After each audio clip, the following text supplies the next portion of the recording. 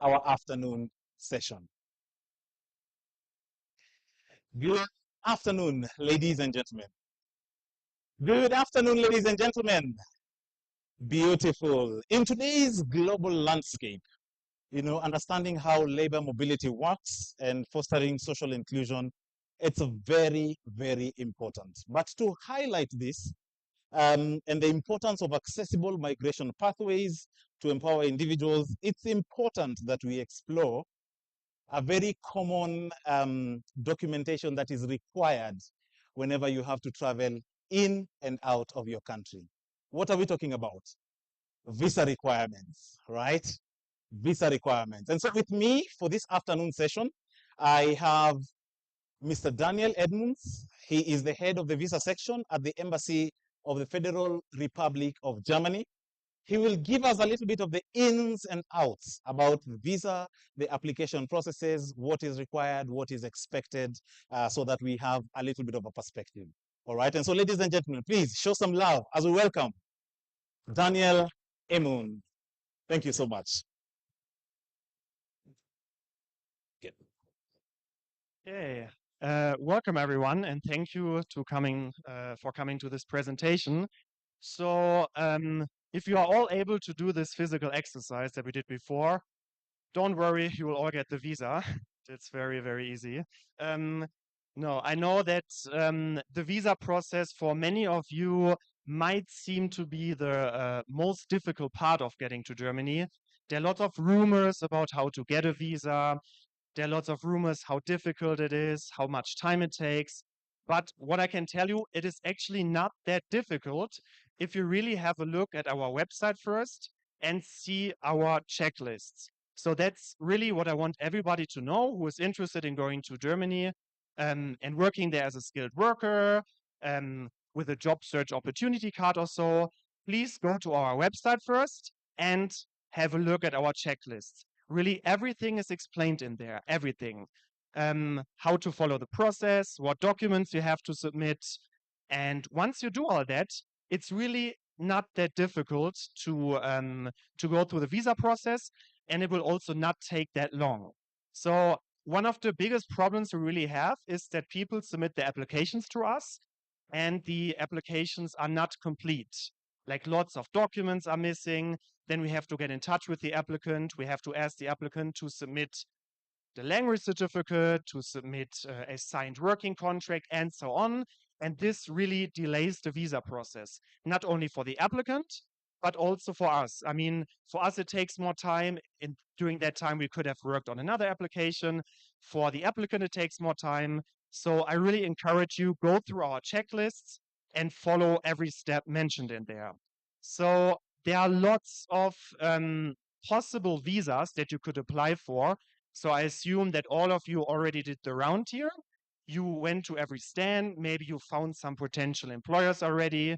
Maybe you went to some recruiting agencies. You have an idea already what job you want to apply for. Now, we have so many categories. Some of you, there might have a university degree already. If you have a university degree, then the working visa you have to apply for is a working visa as a skilled worker with a academic qualification. So you can apply for that, but you can also apply for the EU Blue Card if you earn enough money. So I cannot give you the exact amount. You can also see that from our checklist.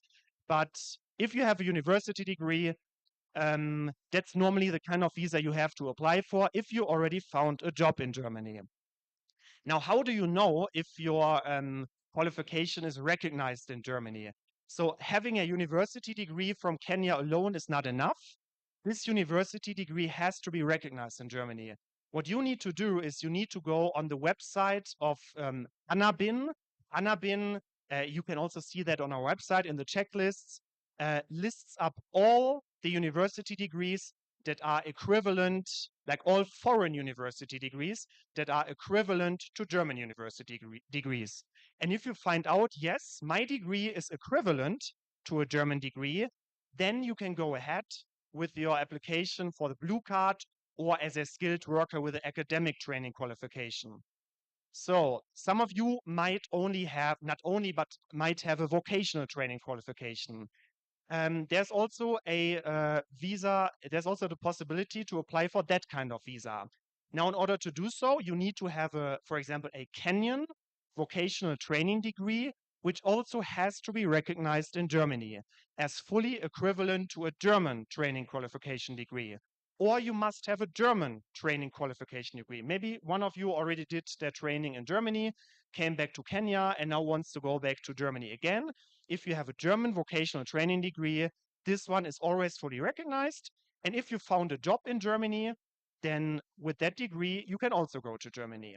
The job has to, it has to be a job where you need to have some certain skills that only skilled workers have. So it's not possible, for example, to have a IT bachelor's degree and then to go to Germany to say to sell stuff at the supermarket. This, for example, is not possible. So you really have to pay attention to the requirements of that job. The requirements have to be quite high-level requirements, which mean that only somebody who did a vocational training or who studied can do that kind of job. So you cannot do every kind of job in Germany. Now, some of you, I can imagine, they might have walked around here. Maybe they did not find a proper employer yet, and they want to go ahead with a job search opportunity card. This one actually sparked lots of interest here in Kenya. We get so many requests at the visa section for the opportunity card. So many people are interested to go to Germany to look for a job there.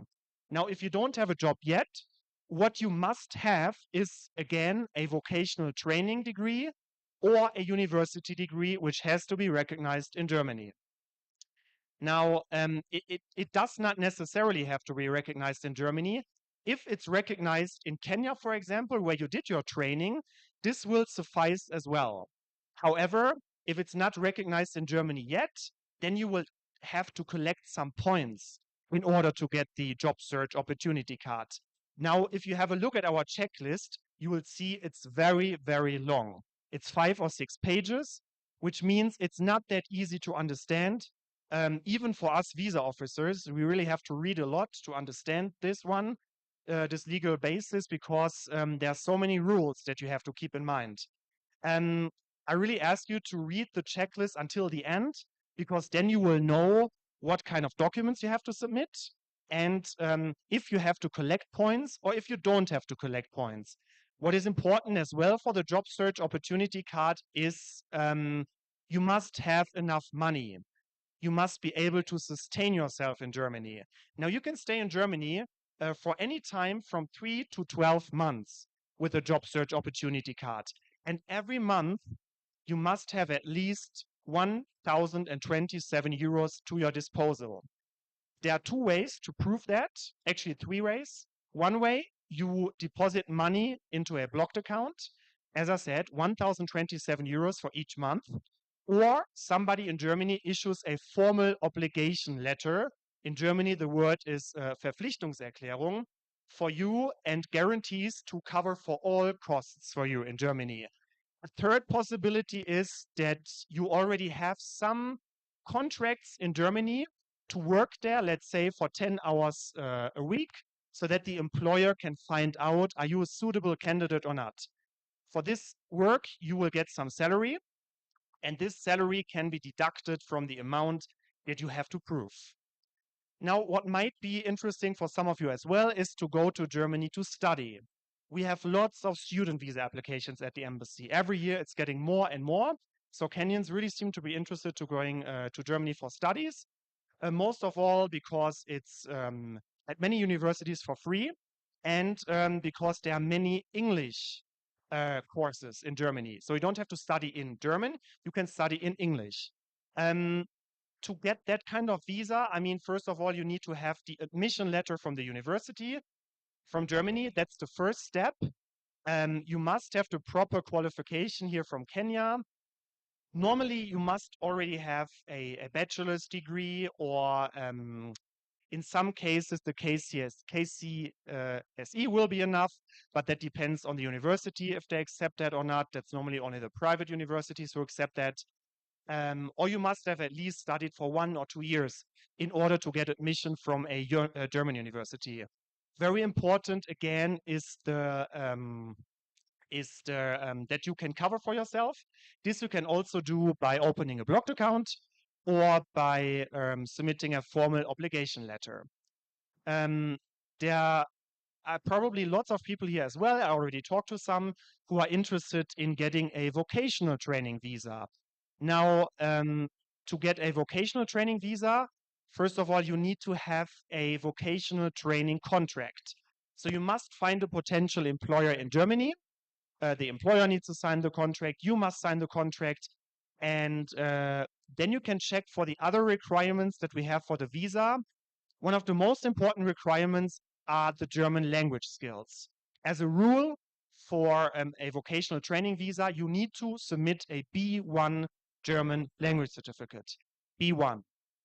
In Kenya, there are only two providers or two institutes who issue that certificate, the Goethe Institute and ÖSD. There are no other certificates that we accept from institutes which are in Kenya at the moment. It's very important for nursing applications, especially. So if you want to go to Germany and work there and do the vocational training as a nurse, B1 really is a requirement. Without B1, the visa cannot be issued, and the B1 must also not be older than 12 months. That's also very important. Now, some of you might be wondering, okay, I'm a skilled worker. I don't need to do vocational training. I already have a contract in Germany. Do I need to prove any German language skills? No, that's not necessary. So it's not mentioned in the law that you need to prove any German language skills. As long as the employer hires you, and if the employer does not need any German language skills, then the visa can be issued. But that's only for so-called non-reglemental professions. There's some reglemental professions, especially the health professions. If you want to work as a, like if you already, let's assume you already have a nursing diploma here in Kenya, and you want to start working in Germany as a nurse. Your nursing diploma is already fully recognized in Germany. You can only start working as a nurse in Germany if you have at least B2 German language skills. It's so important, as you can imagine, because most of the patients, they can only speak German, so they really must be able to communicate with you. But we also have some IT specialists here who might have a informatic or like a bachelor's degree in informatics, in IT, in technology. Normally, for specialists, especially, it's not required to provide any German language skills, because even in Germany, sometimes the working environment in the IT sector is mostly English speaking. So yeah, this you can also remember. Now, we also have the researchers and scientists visas, and there are lots of more checklists that you will find on our website for the kind of job that you want to do in Germany, for the kind of studies, or, as I said, if you want to look for a job in Germany, then for the job search opportunity card. What is also important to remember is that most applications will have to be submitted to TLS, our external service provider. Now, why can you not submit your applications directly to the embassy? That's because TLS has more capacities, they have more staff, they basically help us to accept more applications. So you go there, submit your application, and TLS will forward the application to the embassy. And then we work on that application. There are also some applications that you don't have to submit physically. You can submit them digitally. So the German Foreign Ministry recently opened the possibility to submit applications online through the Consular Services portal. Right now, at the German Embassy Nairobi, you can only apply for the opportunity card online. And everybody who is interested in that, I would really recommend you to do so. You scan all your documents, and then everything will be forwarded to us. We see those documents, we check them, we see are they complete or not. If they are not complete, we will ask you to submit the missing documents. And once everything is complete, you will get an appointment from us, or you can book your own appointment. And the only thing you have to do then is to pay the visa fee, submit your biometrics, that means your fingerprints, the picture, and submit your original documents, that means your university degree, and in some cases, some other documents as well. The passport obviously has to be submitted too. and that's it. So that would be much easier. So you can also register on our appointment waiting list, but that's more difficult and takes more time. So I really recommend everybody who is interested in a job search opportunity card, submit your application online. That will be much easier. Okay, that's it from my side. And now I think the Q&A session will start. A warm round of applause, please, for Daniel from the German Embassy. Thank you very much. I'll open the floor for a few questions. If you have a question, please shoot up your hand. I will point at you. I'll take the first 5. And then once we answer that, if there are any other questions, we'll take a second round. So we'll start 1, 2, 3, 4, 5. Yes, sir. Yeah, hi. Hello? It's on. It's on. Yeah, hi. So, my name is Mac, and actually I have a degree from Germany, electronics. The most difficult thing about this whole thing here, about these young people being able to get to Germany, is not really the visa. It's actually getting the jobs. It's almost impossible for these young people here to actually get a job offer that then they can use to then apply for the visa. So is there somebody or people who are assisting these young people here to get the jobs first? So even in IT, I think there may be a lot of people in our audience here who are IT specialists. I'm an IT specialist, right? But I think it's very difficult for them to get the jobs. Not so Okay. that's a piece that I really would like somehow you guys to emphasize. Now, you might point us to the agencies, but those agencies seem to be focusing on nursing, right? And then nursing, they need the German language. So I'm focusing on the people who do not need the German language, right? I studied in Germany, see, so that's not a problem for me. Yeah. But I don't think it'll be easy for the IT guys to get a job. Okay, thank you very much. Please, if you're asking a question, keep it short and direct so that we can take as many questions as possible so that we ensure we respond to as many as we can. All right, number 2 was where? Yes, please.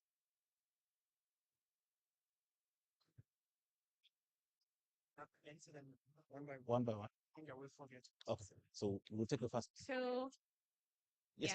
thank you for this opportunity. So first and foremost, I wanted to ask, for someone who has already applied through the Chance and Carter website and has already done sort of the point system, and they've already been given an appointment at the embassy, once they come. So because of course one of the most important things that you guys need is to show the blocked account.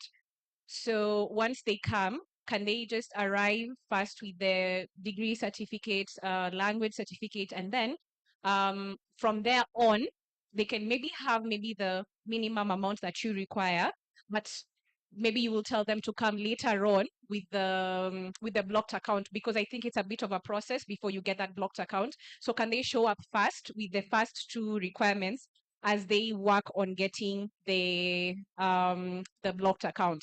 Then secondly, I just wanted you to give a very distinguished answer. I'm pretty sure you know in Kenya we speak English. It's not all our language from school up to tertiary education is English. So I saw one of the requirements was either you have a German, minimum German, or a B2 level. So can you just clarify to the audience if they can be able to show up with a tertiary letter, from the tertiary education, stating that their education was offered in English, and so they don't need to do TOEFL, I don't know, and the like. Yeah. So, all right. Okay, so for the first question, I'm not sure if you attended the morning sessions. So I think there was a huge discussion about that, how to actually connect young Kenyans with potential German employers. You're right, there are several recruiting agencies here, there are even some German companies here, but I agree with you that this is the most difficult step. So me working in the visa section, I don't see what's happening before that. I'm not exactly sure how the people get in touch with their potential employers, how they find their jobs. What I only see is the signed working contract in the end. I know, however, that it's very important to, this was part of the discussion as well, to like find a suitable agency which does not, require too much money and which also actually has real jobs. Unfortunately, there are some agencies which don't offer real jobs, so that's a big problem.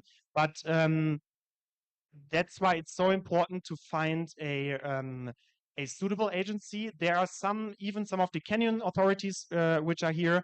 They can recommend some of these agencies that you can contact, where you don't have to worry about them being legit or not. And I also know that some of the German employers here, I think it will not be possible, obviously, to sign a working contract right here. But of course, you can get in touch with them, and from there you can go on. Now, what I always advise people to do is to go to the website makeitingermany.com. That's a website from the German government where so much is explained, not only about the visa process, but also about how to find a job in Germany. How can you find a job if you are here in Kenya and the potential employers are in Germany? How can you go about that? So lots of that is explained on there. And otherwise, as I said, if you cannot find a job at all, and I agree with you, it's very difficult, especially for young people, then the job search opportunity card, as I mentioned, that's probably the best thing to do.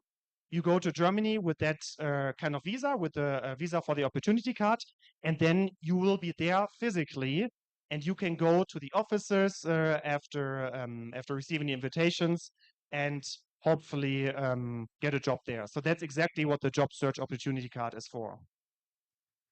All right. Now, There are two questions. the second question, okay. Blocked something. Yeah, the first one was about the blocked account, exactly. So if you register on the waiting list, there's no need to have a blocked account at that time. You can really wait until you have your appointment. You will be allocated the appointment as a rule 6 weeks before the actual appointment, and then you can go ahead and deposit the money on the blocked account. If you submit your application digitally through the Consular Services portal, then you need to submit the blocked account proof right away.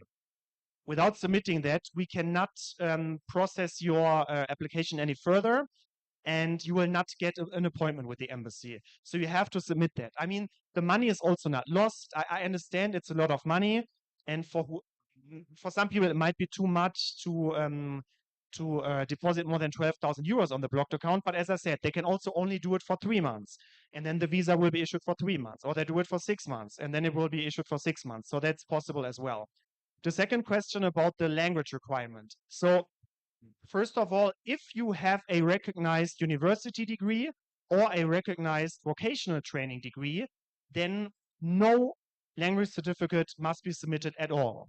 You only have to submit that if your degree is not recognized in Germany, because then you have to collect the points. And one further requirement, yes, you're right, is to submit a language certificate that's either German A1 or English B2. And unfortunately, I know that everybody here is studying in English when they study in Kenya, but there is no exemption from that. You have to submit an English language certificate, even if you studied in English. But as I said, that's only the case for those applicants who do not have a recognized university degree. And from what I have seen so far, most of the people actually have a recognized university degree, and then they don't have to submit the English language certificate. They might have to submit the German language certificate in some cases. That depends on the kind of job they want to do in Germany. For some jobs, you need to have German language skills, that's for sure. But otherwise, if you want to work as an IT specialist in Germany, you have a recognized IT degree, you don't need to provide any English language skills. All right, thank you. There was a third question on this side. Answered? All right, my two questions on this side.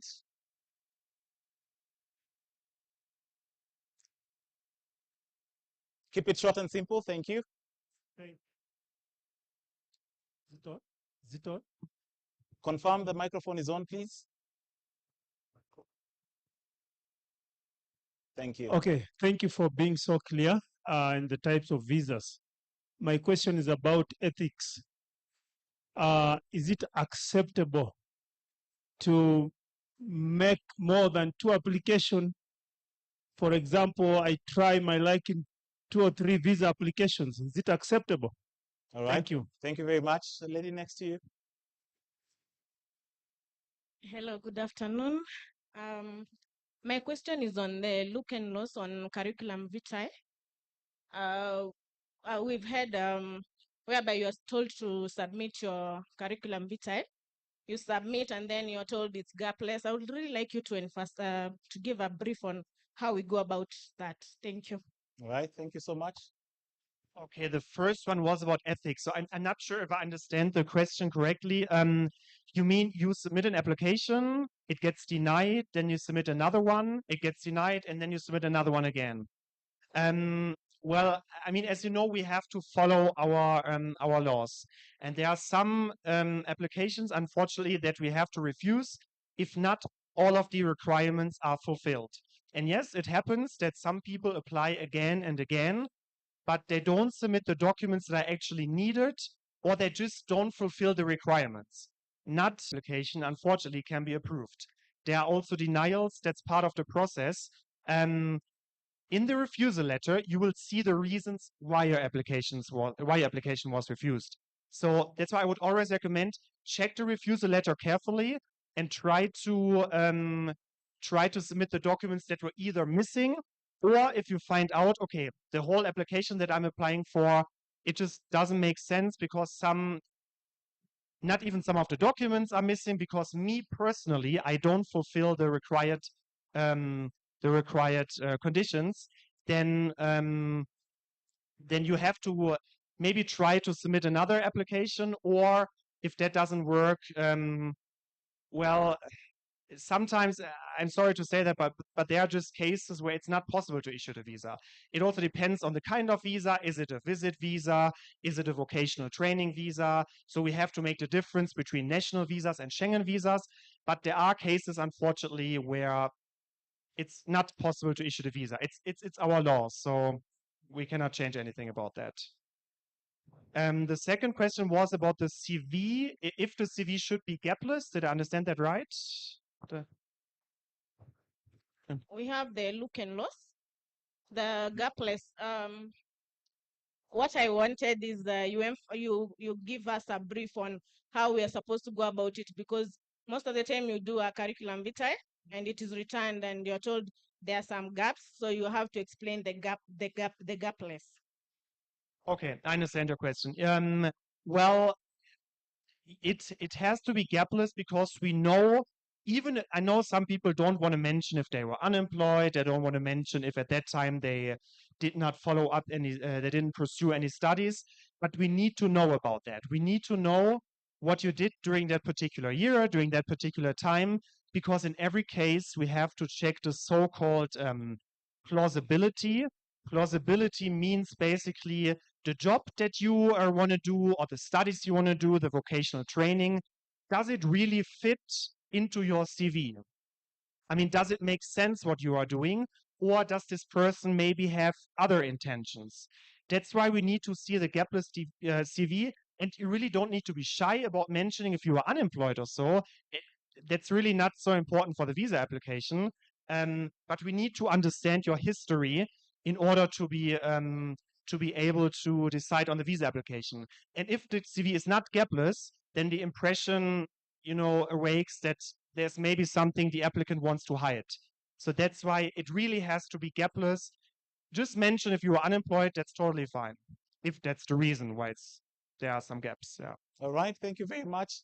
Round two of questions, number 1, 2, 3. So we'll start with you, and then we'll come to the two of you. Yes, please. Good afternoon. One of the option you gave when for the opportunity card was that when you have a host who can accommodate you and maybe say that is the person who is going to provide for you. Is it a must that the host is a relative to you? You are related? That is one. Two, maybe the skills I have from my background, diction background, when I go to German, am I going to be very specific? This is the type of job that maybe I'm looking for, or can I get any job and then get the work visa? Thank you. All right, and some of the questions that we are raising were already answered in some of the earlier sessions, but yes, please let's. Okay, so number one, the person inviting you or issuing the formal obligation letter does not have to be a relative of yours. It can be a friend, it can be a colleague, and there really doesn't have to be any relationship or yeah, it doesn't have to be relative. Even the accommodation, it does not have to be provided by a relative. I mean, you can also stay in a hotel, you can rent an apartment somewhere else. So that's not a requirement that is from a relative or a friend. Second, the kind of job you are looking for. Well, I mean, it should be in some way connected to your degree. So we had some applicants already. Let's say they had a degree in social work, and now they want to look for a job as an IT specialist. That doesn't make sense. Like these kinds of applications, we probably would have to refuse unless the applicant can provide some proof that he studied IT. But there must be some connection between the job you want to do and your qualification. This normally is a must. Otherwise, it's probably not plausible. All right. Thank you. There are two other questions here. Yes. I wanted to know.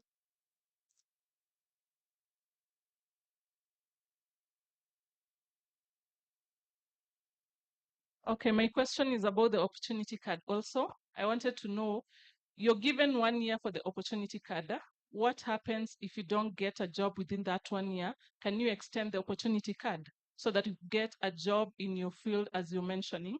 And question number 2, I wanted to know, are you giving opportunity cards to people who are not in the bottleneck professions, like other professions, like maybe administration, and so on and so forth? Yeah. All right. Thank you very much. Okay, so exactly the maximum time of the opportunity card is 1 year. If you don't find a job during that time, you can apply for an extension of the opportunity card in Germany at the Foreigners Authority.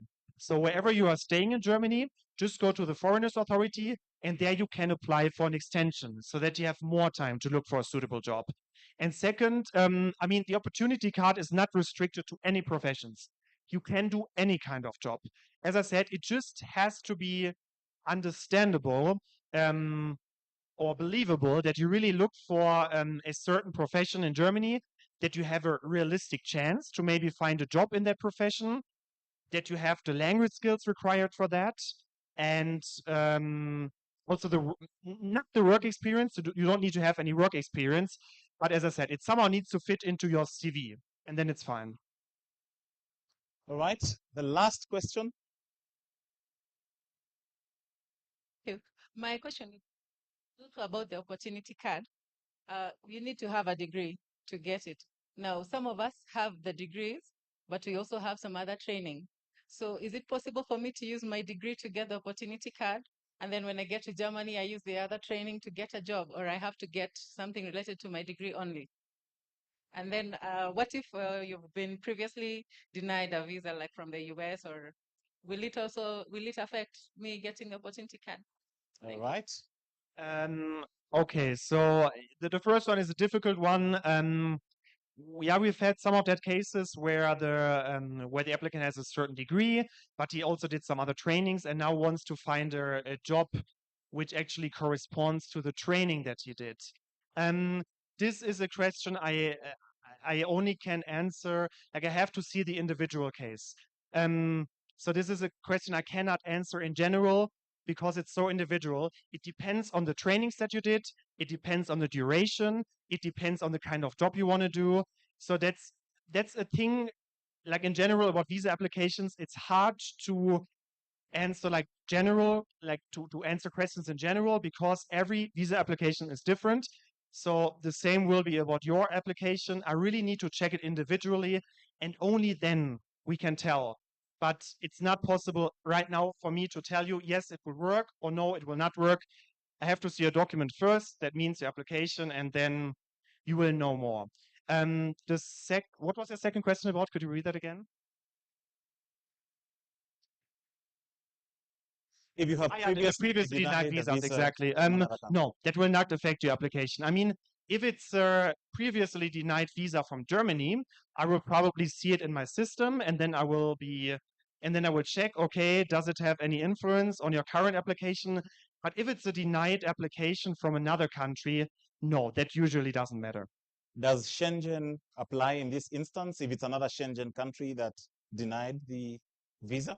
No, not really. I mean, you might have applied for a visit visa, which was denied because the host didn't have enough money to cater you, and now you have an IT degree, you want to work in Germany as an IT specialist, so the two applications are not connected at all. That's why in that case also it would not matter. Daniel, final question from myself. If I have a contract today, confirmed from a German company, is it automatic that I'll be granted a visa?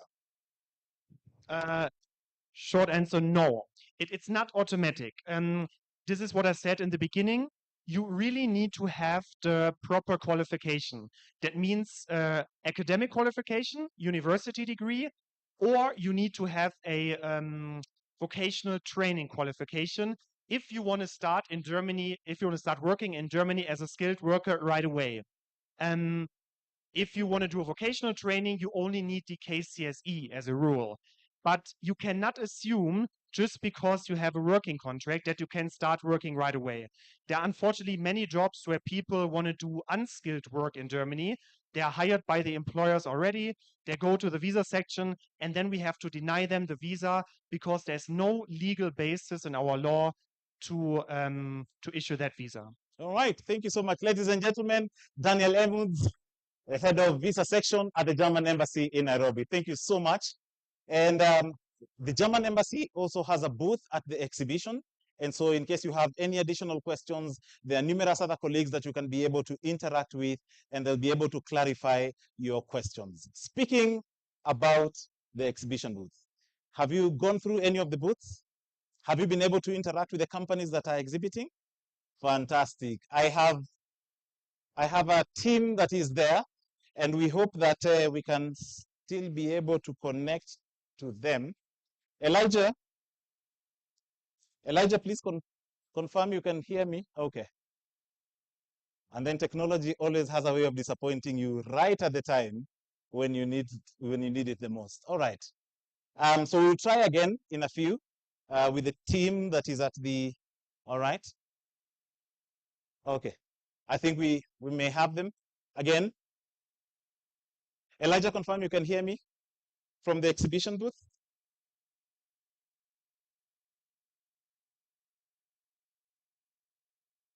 All right, I think we have a small technical challenge, so we will get back to that. But in the meantime, I want to welcome another team that they will be able to speak to us about issues of labor mobility and social inclusion. Ladies and gentlemen, please let's welcome Nona Mohammadi, Jana Grevi, and Paddy Siyanga from the International Organization for Migration. I think we can do better than that, ladies and gentlemen. Karibuni sana. Karibuni sana. Please feel free to take some seats, and I don't know who speaks first. You can use the podium. Thank you so much. Karibu sana. All right. Thank you very much. Hello. Hi, good afternoon. My name is Nona Mohammadi. I work for the International Organization for Migration in Germany. And today with my colleague Jana Grebe, who will shortly introduce herself, we will present IOM's approach to labor mobility, focusing on the topic of attraction, retention, and social inclusion. Afterwards, our wonderful colleague Paddy Sianga will continue with the topic of social integration and the role of diaspora organization. So, Jana, thank you.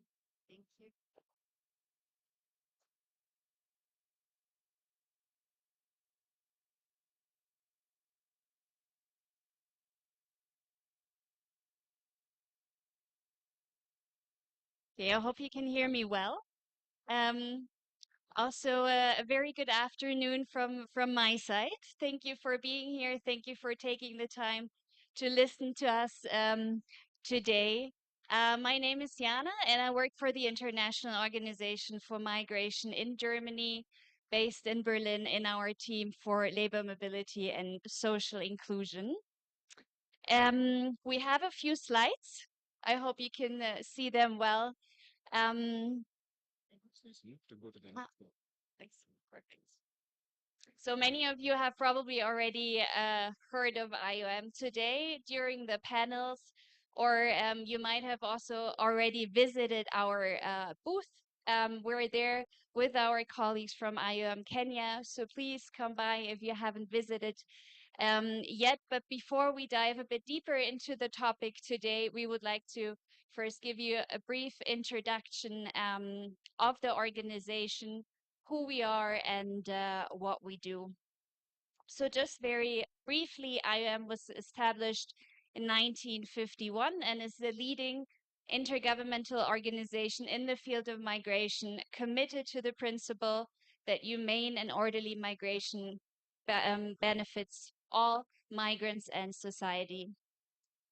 We support migrants across the world, developing responses to shifting dynamics of migration.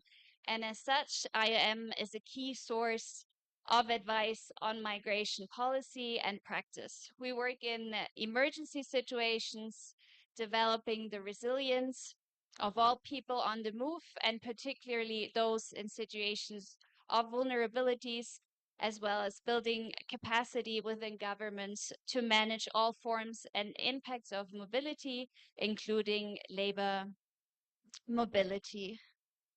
Just quickly move to the next slide.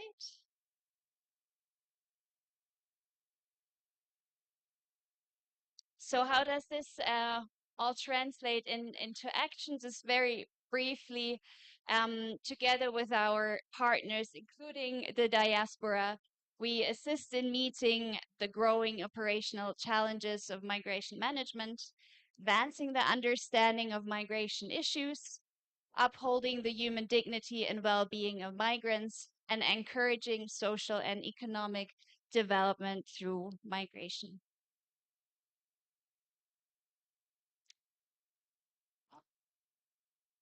Just to give you a very brief overview of where we are present, we have a total of 175 member states, and we're present in 171 countries. We have over 550 field offices worldwide, which really allows us for a great network and for a great reach across the globe, being present almost everywhere.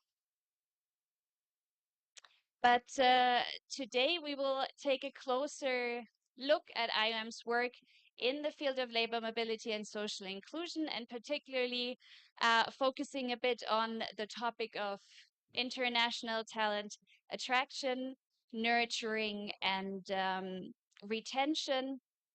We put both together because by addressing both labor mobility and social inclusion, we can create a supportive environment that not only attracts but also retains international talent. So taking a step back first, what do we do in the field of labor mobility and social inclusion in our program? We seek to mitigate the risks and augment the opportunities of labor mobility, how well labor mobility and social inclusion is governed, and how well migrants are supported and protected in the process determines the added value in the countries as well as the individual migrants and their families receive from migration. So just very briefly, to this end, IOM works includes facilitating the safe, regular, and orderly labor, enhancing government capacity to effectively manage labor mobility, strengthening the links between migration and development, particularly through diaspora engagement and development initiatives, and supporting migrant inclusion and social cohesion in communities of destination. Now I will hand the word back again to my colleague Nona, who will look a bit more into the aspect of